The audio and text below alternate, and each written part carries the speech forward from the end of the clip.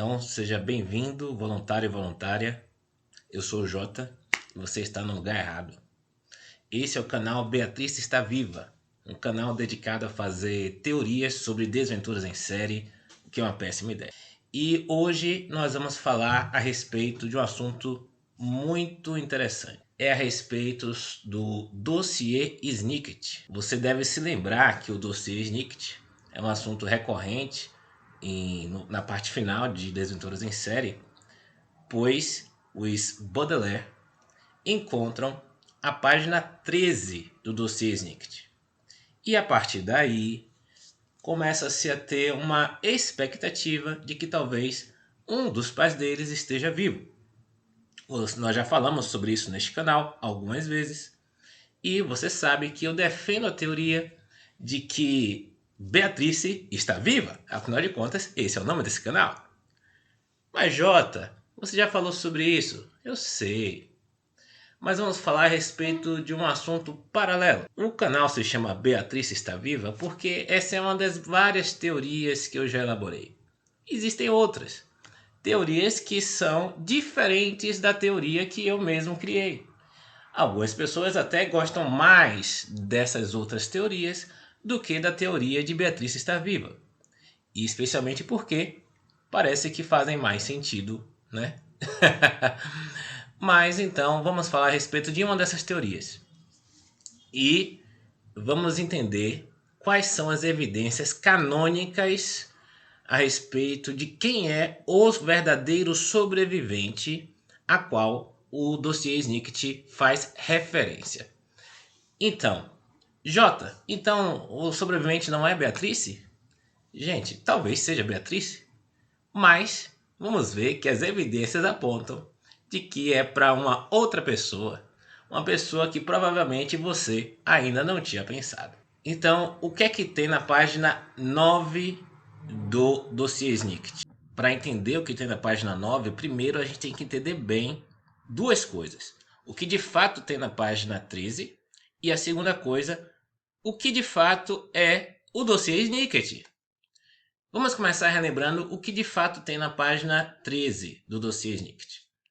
Aqui, no capítulo 6 de O Hospital Hostil, descreve: havia 4 pessoas em pé na fotografia, juntas do lado de fora de um edifício que os Baudelaire reconheceram imediatamente. Era a Avenida Sombria 667, onde eles tinham morado com Jerome e Ismael Squalor por um breve período, até o prédio se transformar em um lugar traiçoeiro demais para as crianças ficarem. Então, tem uma foto do prédio da Avenida Sombria. Você deve se lembrar que na Avenida Sombria, nesse prédio, tinha um túnel subterrâneo que conectava até a casa dos Baudelaire. Continuando. A primeira pessoa na fotografia era Jake Snicket, olhando para o fotógrafo e sorrindo. Ao lado de Jakes aparecia um homem que não estava de frente para a câmera, e as crianças não podiam ver seu rosto, apenas uma das mãos que segurava um caderno e uma caneta, como se o homem escondido fosse algum tipo de escritor. Não é possível que seja outra pessoa senão Lemony Snicket aí, descrito, porque Lemony Snicket nunca aparece nas fotos. E isso é tanto verdade com as fotos que nós temos do Lemony Snicket em autobiografia não autorizada, tanto é algo que as anotações dos Quagmire indicam que Lemony Snicket nunca aparece com seu rosto em foto alguma. Esse, com certeza, é Lemony Snicket, né, que está nessa foto. Continuando. As crianças nunca mais tinham visto Jake Snicket depois que ele fora assassinado, é claro, e o escritor parecia ser alguém que elas nunca tinham visto mesmo, Lemony Snicket. Mas, ao lado dessas pessoas, havia 2 outras que as crianças Baudelaire pensavam que nunca mais veriam de novo. Embrulhados em casacos compridos, parecendo estar com frio, porém felizes, estavam os pais dos Baudelaire. Agora o que está escrito no dossiê Snicket. Devido às evidências discutidas na página 9, dizia a frase acima da fotografia, os peritos agora suspeitam que possa haver de fato um sobrevivente do incêndio, mas seu paradeiro é desconhecido. Então, eu já expliquei nesse canal e eu preciso retificar, ou melhor, eu preciso confirmar isso que eu já expliquei nesse canal. É de que o sobrevivente citado aí não pode ser o Quagmire. Quagmire. Não pode ser Quagmire. Por que não? Porque, da forma como está escrito, há a possibilidade de haver um único sobrevivente ao incêndio.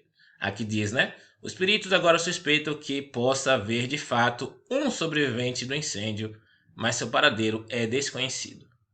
Então, no incêndio ao qual Quiggory Quagmire afirma ter sobrevivido, houveram outros 2 sobreviventes, que foram seus 2 irmãos, o Duncan Quagmire e a Isadora Quagmire. E eles de fato estavam no incêndio e conseguiram sair do incêndio com vida enquanto seus pais morreram naquele incêndio. Então, o incêndio dos Quagmires, da casa, da mansão Quagmire, teve de fato 3 sobreviventes, sendo que 2 deles já era de conhecimento público que estavam vivos.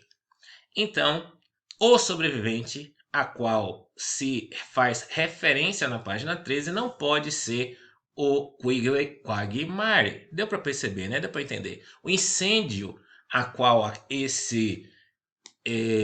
essa página se refere não é um incêndio da mansão Quagmire. Qual incêndio é? Tecnicamente pode ser de qualquer outro incêndio, menos o dos Quagmire. Mas na prática, nós sabemos que tudo indica que é um incêndio Baudelaire. Por quê? Porque tem uma foto do casal Baudelaire na página 13. Tem uma foto da Avenida Sombria 667, que tem um túnel conectando a mansão Baudelaire a aquele prédio. Então tudo indica que o incêndio ao qual essa página faz referência é o incêndio da mansão Baudelaire. Então, não é preciso muito estudo para entender isso. O incêndio aí é o incêndio da mansão Baudelaire. Se houve um sobrevivente ao incêndio da mansão Baudelaire, na página 9 desse dossiê, que tem evidências ao quais fizeram os peritos acreditarem que, de fato, há um sobrevivente àquele incêndio. E, com base nisso, eu já expliquei, né, a teoria de Beatriz está viva. No entanto, há uma outra possibilidade. Você vai dizer, Jota, então é muito fácil. A outra possibilidade que você vai dizer é que Bertrand sobreviveu. Não, gente. Não é essa a possibilidade que nós estamos falando aqui. A teoria de Beatriz está viva pode ser convertida em muitos sentidos com Bertrand está vivo. Pode ser. Existem evidências de que Bertrand está vivo. A maior parte delas, né, com base em evidências similares. Não é disso que nós estamos falando. Eu estou me referindo à possibilidade concreta e canônica de uma terceira pessoa ter sobrevivido a esse incêndio. Na verdade, eu estou me referindo ao fato de que os peritos suspeitam de que uma terceira pessoa, não Bertrand e não Beatrice, ter sobrevivido ao incêndio. Não entendo, Jota. Na mansão Baudelaire não só tinha as crianças Baudelaire e os pais Baudelaire? Quem poderia ser essa outra pessoa? É muito simples, o incendiário. Sim, o incendiário poderia ter entrado na mansão Baudelaire, conversado com o casal Baudelaire ou não, enquanto as crianças estavam fora, e colocado fogo na casa e então sobrevivido àquele incêndio. E os peritos podem estar se referindo ao incendiário. eles analisaram e falaram o seguinte: ah, o casal Baudelaire morreu. Afinal de contas, nós estamos vendo aqui, infelizmente, 2 corpos carbonizados. Mas se não foi um acidente, se foi um incêndio proposital, o sobrevivente é o próprio incendiário. Sim, isso é uma possibilidade. O incendiário pode ter sobrevivido ao incêndio. Mas eu preciso dar uma pausa importante aqui. Quando eu digo que o incendiário sobreviveu ao incêndio, eu não estou dizendo completamente a verdade. Eu estou dizendo isso do ponto de vista dos especialistas. Se os especialistas acreditam que o incêndio da mansão Baudelaire foi um incêndio proposital, um incêndio criminoso, se eles acreditam nisso, e se eles não encontraram o corpo do incendiário, eles logicamente vão acreditar que o incendiário sobreviveu ao incêndio. É disso que nós estamos falando. E é disso que o dossiê Snicket muito provavelmente está falando. Mas quem é o incendiário? Bem, eu não posso dizer quem é o incendiário, mas eu posso dizer quem os especialistas muito provavelmente acreditam que seja o incendiário. E você sabe de quem eu estou falando. O próprio Lemony Snicket. É claro, Lemony Snicket está sendo acusado de ser um incendiário proposital, alguém que pode destruir prédios, construções e até matar pessoas usando fogo. E é exatamente esse o propósito, um dos propósitos do dossiê Snicket. Qual? Incriminar Lemony Snicket? Não, muito pelo contrário. Inocentar Lemony Snicket. Esse é um dos propósitos do dossiê Snicket. Vamos elaborar melhor isso aqui. Qual foi a primeira vez que os Baudelaire ouviram falar sobre um conjunto de documentos em que o nome ou a foto dos Baudelaire estavam lá nesse conjunto de documentos? Primeira vez foi justamente quando eles estavam auxiliando o Hall, né, o bibliotecário aí do Hospital Hostil. Vamos ver sobre qual assunto Hall disse que o dossiê Snicket tratava. Vou mostrar para vocês aqui agora.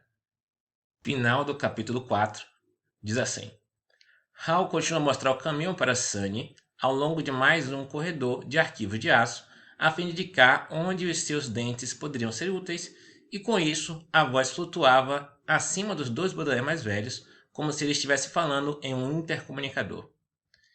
Eu não li, é claro, mas havia alguma informação sobre vocês na pasta sobre os fogos Snicket. Os fogos Snicket. Fogos Snicket, evidentemente, é uma tradução de os Fires Snicket, né? Snicket Fires, que seria os incêndios Snicket, porque fire em inglês pode significar tanto fogo, tanto incêndio. Então, os fogos Snicket são os incêndios Snicket. E os Baudelaire vão atrás dessa pasta e encontram lá a página 13 do chamado Snicket File, ou dossiê Snicket em português. Então, dentro do Snicket File, dentro do dossiê Snicket, havia documentos referentes aos Snicket Files, ou incêndios Snicket. Incêndios que haviam sido colocados como culpa de Snicket. E o Snicket, evidentemente, é o Lemony Snicket. Então, é isso, né? Lemony Snicket está sendo acusado de ser um incendiário. E, evidentemente, é ele o qual o dossiê Snicket, na página 13, diz: ele talvez, provavelmente está vivo, né? E ele de fato está vivo.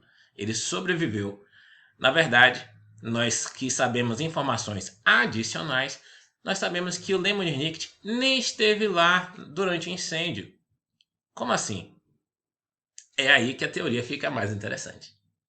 Lemony Snicket é inocente não apenas porque ele não colocou fogo na casa.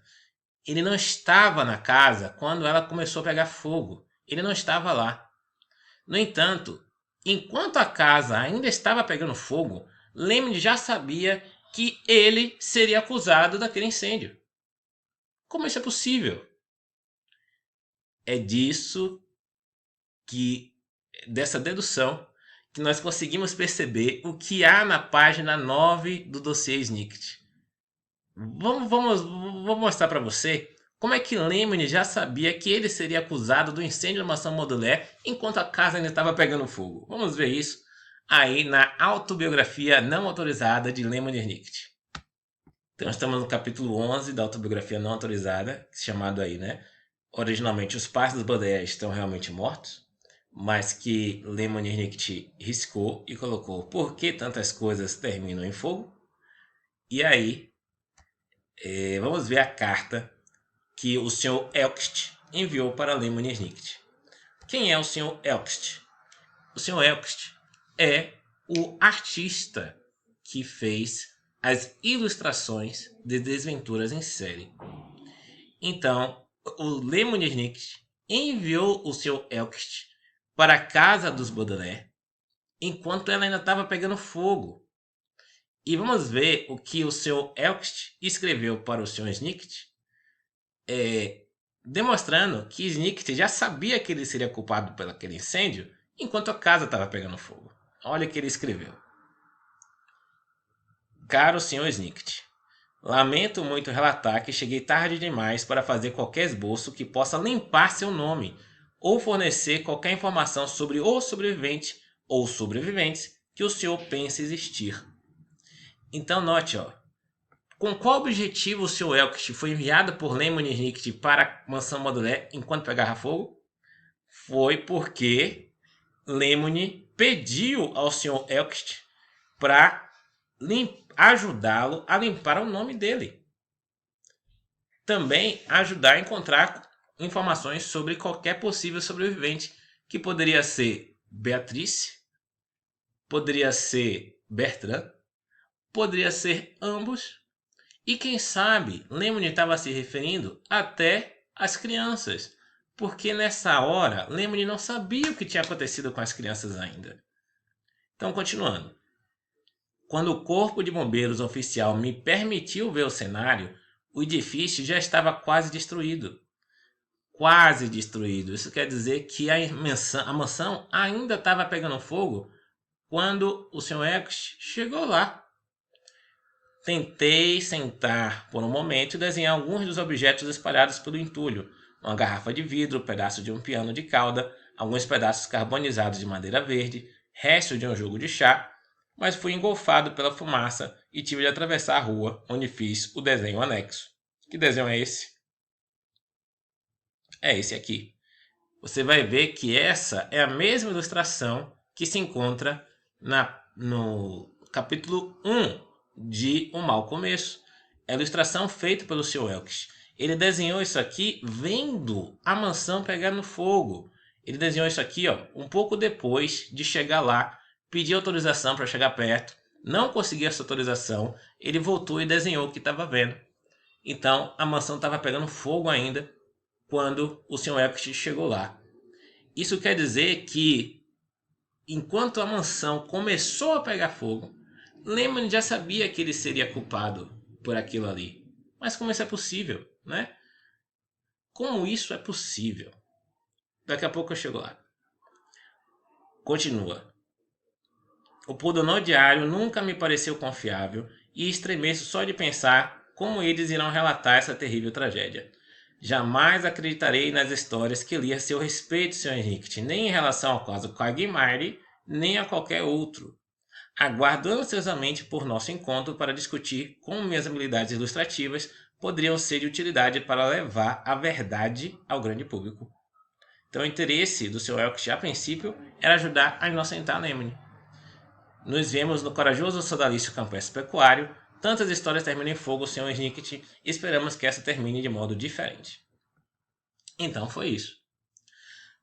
Agora, antes de mostrar para vocês o que há na página 9, nós precisamos considerar uma outra informação. A informação de que tanto Kit Snicket, tanto Jake Snicket acreditavam que Lemony Snicket poderia ter morrido. Os dois achavam isso, que Lemony estava morto ou possivelmente morto. E se ele não estivesse morto, ele estaria acusado de ser o incendiário da mansão Baudelaire. Vamos ver isso na carta que Kit Snicket enviou para o corajoso sodalista campestre pecuário. Vou mostrar para vocês. Então, esse é o capítulo 5 da autobiografia não autorizada, originalmente chamado Quem é Beatriz, e depois chamado por Lemony, porque esta atriz foi substituída depois de apenas 3 apresentações. Então, o que nos interessa no momento é a carta a qual me referi. Kit escreveu para os pecuários: Querido pecuário, os arquivos do Pundonor Diário, uma frase que aqui significa todas as edições sem exceção de um determinado jornal reunidas em uma grande coleção, foram destruídos. Talvez tenha sido insensato manter essa coleção à vista de todos, em vez de trancá-la bem trancada. Mas até mesmo as mais seguras coleções de informações, a biblioteca de registros do Hospital Hamish, que era mantida atrás de uma porta trancada, ou os livros do Dr. Montgomery, que eram guardados por répteis vigilantes, se foram agora. Portanto, talvez não tivesse feito tanta diferença se os arquivos do Pundonor Diário tivessem sido simplesmente empilhados ao longo de uma rua em uma cidadezinha perto da floresta finita. Nossos inimigos teriam achado os jornais decisivos, não importa onde estivessem escondidos, e os teriam destruído. Então, nós sabemos cronologicamente quando essa carta foi escrita. Foi escrita após a destruição do Hospital Hamish, ou seja, depois dos acontecimentos principais descritos em um hospital hostil, e antes da morte de Kit Snicket, porque foi Kit quem escreveu essa carta. Então, essa carta foi escrita naqueles poucos dias entre esses acontecimentos. E o que é que Kit fez após a destruição? O que ela estava fazendo após a destruição do Hospital Hamish? Vamos continuar. Então, nossos inimigos teriam achado jornais decisivos, né? Sempre que caminham pelas ruas dessa cidade, agarram logo qualquer jornal que esteja esvoaçando pelas calçadas, só para o caso de documentos importantes do arquivo não terem sido destruídos sumariamente e aparecerem trazidos pelo vento de volta à cidade. Devo ser uma visão ridícula. Uma mulher adulta caminhando, chapinando as fontes das finanças vitoriosas atrás de um fragmento de jornal. Mas é a minha única chance de limpar o nome de Lemony Snicket, se é que ele ainda está vivo. Então, note aí, a preocupação de Kit nesse momento, após a destruição do Hospital Hamish, era inocentar Lemony se ele por acaso ainda estivesse vivo. Junte essas duas informações. Lemony estava sendo perseguido por ter colocado fogo na mansão Baudelaire. E as pessoas em geral achavam que Lemony estava morto. Então, logo, a maior parte das pessoas acreditava que Lemony tinha colocado fogo na mansão Baudelaire e morrido no incêndio. No entanto, Kit torcia para que as duas coisas fossem mentira, que Lemony estivesse vivo e que ele não tivesse colocado fogo na mansão Baudelaire, apesar de ela saber que Lemony poderia estar morto. Não é? É isso que ela escreveu aí. Então ela queria limpar o nome dele, ainda que ele estivesse morrido no incêndio da mansão Baudelaire. Então, juntando essas informações, nós novamente chegamos à mesma conclusão. O dossiê Snicket, que estava sendo feito pelos irmãos Snicket, né? Uma das funções dele era tentar inocentar Lemony Snicket, né? Claro, não era a única função. Nós sabemos também que o dossiê Snicket, muito provavelmente, continha informações que incriminavam Olaf, mas não era a única função dele. Né? O dossiê Snicket era um conjunto de documentos. Então, após a possível morte de Lemony, os irmãos sobreviventes, né, passaram a tentar inocentar Lemony, especialmente porque eles provavelmente acreditavam que quem tinha colocado o fogo na mansão Baudelaire tinha sido Olaf. Então, culpar Olaf seria a mesma coisa que inocentar Lemony. Então, tudo culmina para o fato de que, na página 9, tem evidências de que Lemony tinha estado naquela casa e que ele sobreviveu àquele incêndio, apesar de ser inocente. É sobre isso que a página 13 está falando. Continuando. Até agora os papéis certos me escaparam. O mais perto que cheguei foi encontrar esses artigos que apareceram na sessão de teatro no decurso daquela longa e terrível semana. Eu envio-os a vocês, caros queijeiros, para que possam pô-los junto com o resto dos papéis do meu irmão. Aqui o mundo é sereno. Resto dos papéis do meu irmão, provando de que após a destruição do hospital Hamish, Kitty, nos poucos dias de vida que ela teve, ela ainda estava coletando documentos para tentar inocentar o irmão dela.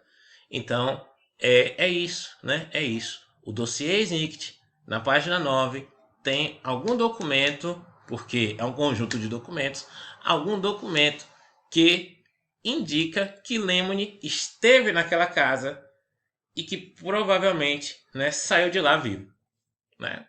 Então, é isso. Mas que documento seria esse? Bem, antes de falar sobre isso, vamos ver que Jake Snicket também tinha a mesma preocupação de tentar ter esperança de que seu irmão estivesse vivo e assim inocentá-lo. Vamos para agora para o hospital não, o espetáculo carnívoro. Então, no capítulo 7, a Olivia Talibã, Madame Lulu, começa a se explicar para os irmãos Baudelaire por que ela tinha aquela atitude meio dúbia, né? Veja o que ela falou que nos interessa. Eu tento ajudar todo mundo, disse Olivia tristemente. Meu lema é: dê às pessoas o que elas querem. É por isso que eu estou neste parque. Finjo ser vidente e digo às pessoas o que elas querem ouvir. Se o Conde Olaf ou um dos seus comparsas me pergunta onde estão os Baudelaire, eu conto. Se Jake Snicket ou outro voluntário entra aqui e me pergunta se seu irmão está vivo, eu conto. Então, ó, Jake Snicket esteve lá conversando com Madame Lulu, querendo saber se seu irmão, Lemony Snicket, estava vivo, mostrando que Kitty e Jakes estavam trabalhando no mesmo assunto, a sobrevivência de Lemony Snicket e a sua inocência. Era nisso que eles estavam trabalhando. E um pouco antes de morrer, Kitty Snicket decidiu em seu coração de que Lemony estava morto. Ela aceitou isso, apesar de não ser verdade. Ela aceitou, né? Aqui, ó, do capítulo 13 de O Fim, um pouco antes do fim de Kitty, note o que ela disse. Que inunde, disse Kitty. Eu não posso, irmãos Baudelaire. Já perdi gente demais. Meus pais, meu verdadeiro amor, meus irmãos. Então, ó, para Kitty, Lemony e Jakes estavam igualmente mortos, né? Nesse momento, ela eu aceitei que meus irmãos estão mortos, né? Jakes de fato estava, mas Lemony não, né? Mas ela aceitou um pouco antes de morrer que ele estava morto. Então, essa é o caso, né? Esse é o caso. Jakes e Kitty, antes de morrerem, estavam tentando buscar evidências da inocência de Lemony e da sobrevivência dele. Kitty chegou à conclusão de que ele tinha morrido mesmo, né? Não conseguiu ver evidências da sobrevivência dele, mas ele estava vivo. Mas então, Jota, o que afinal de contas tem lá no dossiê, na página 9?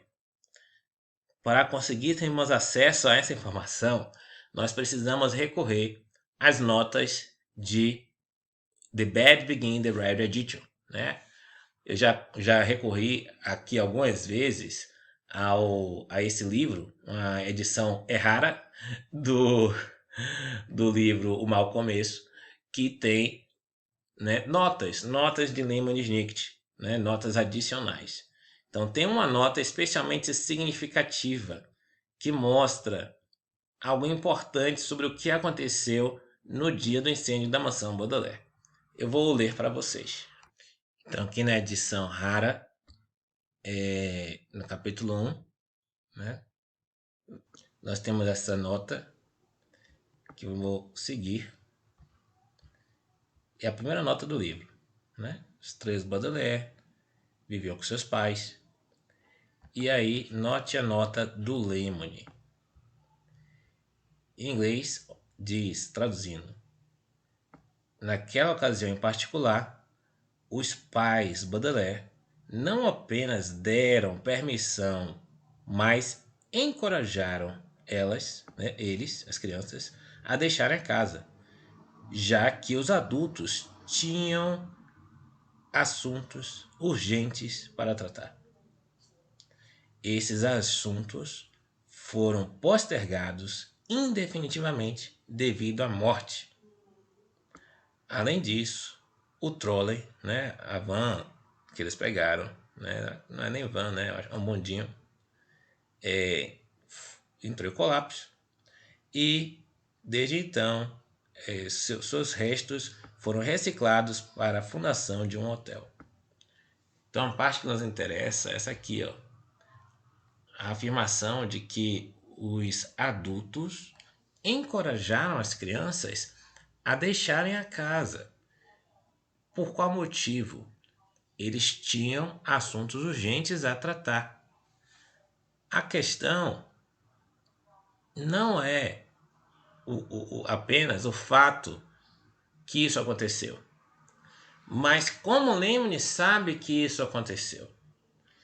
Porque as crianças não sabem qual o assunto que os pais iam tratar. Por que os pais incentivaram elas a deixarem a casa? A casa era tão grande, era uma mansão. Se fosse algo particular, era só eles ficarem no quarto tratando. Evidentemente, né, os pais iam receber uma visita de alguém que estava para chegar. E como Lemony sabe que isso estava para acontecer? Com toda certeza, é porque o próprio Lemony era a visita que estava para chegar. Lemony estava para ir lá naquela casa naquele dia. E os pais Baudelaire não queriam que seus filhos tivessem acesso ao Lemony-Snicket, porque tudo indica que os pais Baudelaire, Beatrice e Bertrand, não queriam que seus filhos se envolvessem com o CSC, pelo menos não ainda. Eles não queriam isso.